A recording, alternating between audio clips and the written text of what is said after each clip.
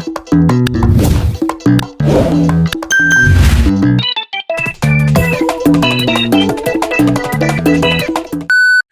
اللہ الرحمن الرحیم. Dear viewers, جیسا کہ گاہے بگاہے ہم آپ کو اپڈیٹ کرتے رہتے ہیں، تو آج کیونکہ اس ویڈیو کے اندر میں آپ کو اسلام آباد ہائی کورٹ کے احوال کے بارے میں بتاؤں گا، اور ساتھ ساتھ جیسا کہ آپ کو پتہ ہے کہ یہ ایم ڈی کیٹ 2025 آنے کے بعد جو اتار چڑھاؤ آئے اور ریٹ پٹیشنز ہوئی، پروٹیسٹ ہوئے، ہر طرح کی ایفرٹس ہوئیں، لیکن اس میں ایک دفعہ جو ایڈمیشن پروسیس تھا اس کے اندر ایکسٹینشن ہونے کے باوجود جو ایڈمیشن پروسیس ہے وہ اپنا جوں کا توں چل رہا ہے. کسی قسم کی اس کے اندر ہنڈرنس نہیں آئی. یو ایچ ایس نے اپنی پروویژنل میرٹ لسٹ لگائی، پھر اس کے بعد رات گئے فائنل میرٹ لسٹ بھی لگا دی. فائنل میرٹ لسٹ کے اندر میرٹ 0.2% جو ہے نا وہ اپ ہوا ہے. اس میں وہ والے اسٹوڈنٹ شامل تھے جو کسی پورٹل کی وجہ سے درج نہ کر پائے. اب آ جاتے ہیں کہ اسلام آباد ہائی کورٹ کے اندر جو فریشرز تھے ان کی نظریں اسلام آباد ہائی کورٹ کے اندر جو کیس چل رہا تھا انٹرا کورٹ اپیل کا، جو کل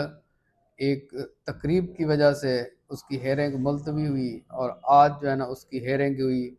1 بجے کے قریب. تو اس میں کیا ہوا وہ میں آپ کو یہاں پہ شیئر کرتا ہوں. اس سے پہلے میں آپ سے یہی ریکویسٹ کروں گا کہ اگر آپ نے چینل کو سبسکرائب نہیں کیا تو آپ چینل کو ضرور، ڈاکٹر ریاض کھروالا چینل کو ضرور سبسکرائب کریں اور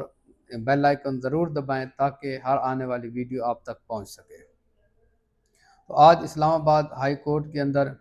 فریشرز، ریپیٹرز اور پی ایم ڈی سی کی طرف سے نمائندگی تھی. تو 2 جج صاحبان نے انٹرا کورٹ اپیل کی جب ہیئرنگ سٹارٹ کی تو ہر طرف سے جو دلائل تھے وہ دیے گئے. جیسا کہ میں آپ کو پہلے بتا رہا تھا کہ اس ایم ڈی کیٹ کی لسٹ آنے کے بعد جو فریشرز کا پوائنٹ آف ویو ہے وہ سٹرانگ ہوا ہے. جو پہلے لگ رہا تھا کہ بالکل کسی قسم کی کوئی سنوائی نہیں ہو رہی، تو آج کی ہیئرنگ کے اندر کچھ ایسے لگا کہ ان کا جو پوائنٹ آف ویو تھا وہ کافی مضبوط تھا. اور جو پچھلی دفعہ جس کیس کی بیس کے اوپر جو سنگل بینچ تھا جہاں سے کیس ڈسمس ہوا تھا، وہاں پہ آخری سماعت کے دوران ریپیٹرز کی طرف سے جو موقف تھا وہ مضبوط ہوا تھا. اس موقف کی مضبوطی کی وجہ سے وہ کیس ڈسمس ہوا.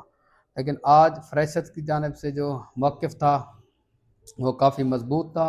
ان کی طرف سے جو ریشو وہاں پہ بتائی گئی، جو ایکویلنس کی ان کی طرف سے حوالہ دیا گیا ہے، وہاں پہ آلریڈی جہاں پوری دنیا میں جہاں کہیں بھی ایکویلنس کے فارمولات لگے وہ وہاں پہ شیئر ہوئے. ایک ایویڈنس بیسڈ اسٹڈی جب سامنے وہاں پہ ڈسکس ہوئی تو اسی دوران جو پی ایم ڈی سی کے وکیل تھے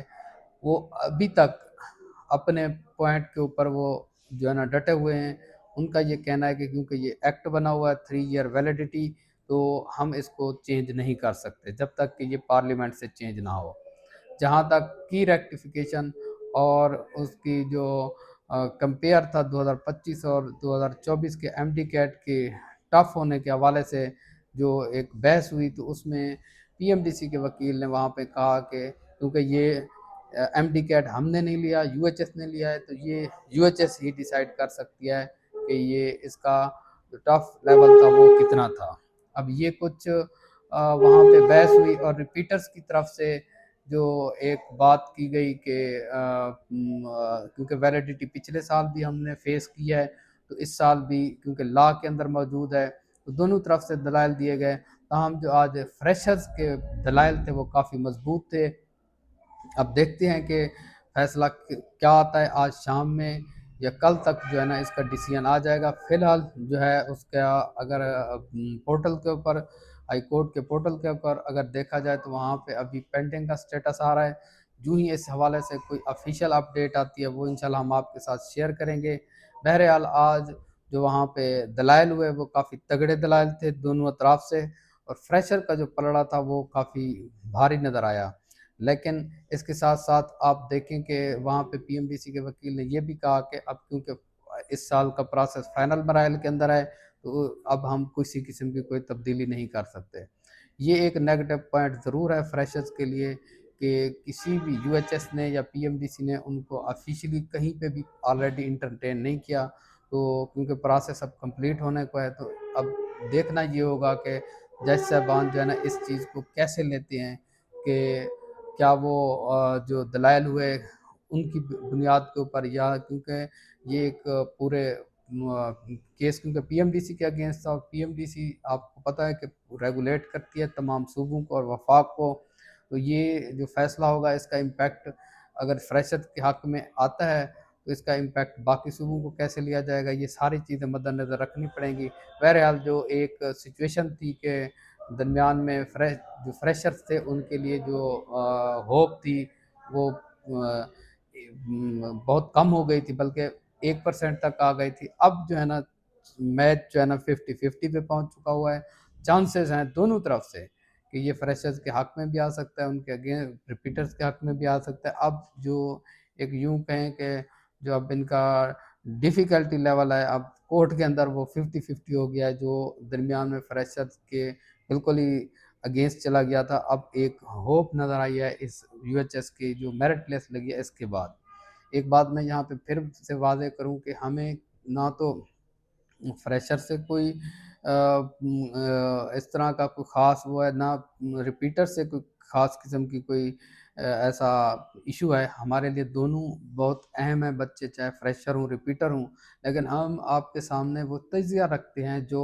ہمیں نظر آ رہا ہوتا ہے وہ ہم آپ کے سامنے پیش کرتے ہیں، کیونکہ میری گفتگو کو اکثر جو ریپیٹرز ہیں وہ یہ لیتے ہیں کہ یہ فریشر کی سائڈ لے رہے ہیں۔ پرسنلی جس طرح میں نے آپ کو پہلے بھی کہا ہے کہ پرسنلی مجھے لگتا ہے کہ یہ اب آپ کے سامنے ہی ہے کہ جو پیور فریشر ہیں، پیور جنہوں نے 2025 میں ایف ایس سی کی اور ایم ڈی کیٹ دیا، تو ان کی تعداد 20% ہے۔ اس پہ بھی کافی سارے بچے جو ہے نا وہ بول رہے تھے کہ سر یہ کیسے ہو کیسے 20% ہے، آپ بتائیں یہ وہ۔ اب ان میں سے ایسے بھی بچے ہیں ریپیٹر جنہوں نے 2024 کی بجائے 2025 کا ایم ڈی کیٹ دیا اور اس کے اندر امپروو کیا، کیونکہ ان کے پاس 1 سال تھا۔ تو اب اس ریشو کے حساب سے آپ دیکھیں تو اس وجہ سے میں بار بار ڈے 1 سے جو ہے نا فریشرز کے پوائنٹ آف ویو کو تھوڑا سا وہ فیور کر رہا تھا کہ ان کو ایکویلنسی یا گریس مارکس یا کوئی اس طرح کا کرائٹیریا بن جائے تاکہ ان کی کوئی سپیس بن سکے۔ ادروائز جو بھی فیصلہ ہوگا کورٹ کی طرف سے وہ ظاہری بات ہے کہ سب کو قابل قبول ہوگا، تو اب ویٹ کرتے ہیں ہم اس فیصلے کا، انشاءاللہ جو بھی وہاں سے ہمیں اپڈیٹ ملتی ہے فیصلے کے حوالے سے وہ ہم آپ کے ساتھ ضرور شیئر کریں گے۔ تب تک کے لیے آپ ڈاکٹر ریاض احمد ملک کو اجازت دیں۔ Thank you very much. اللہ حافظ۔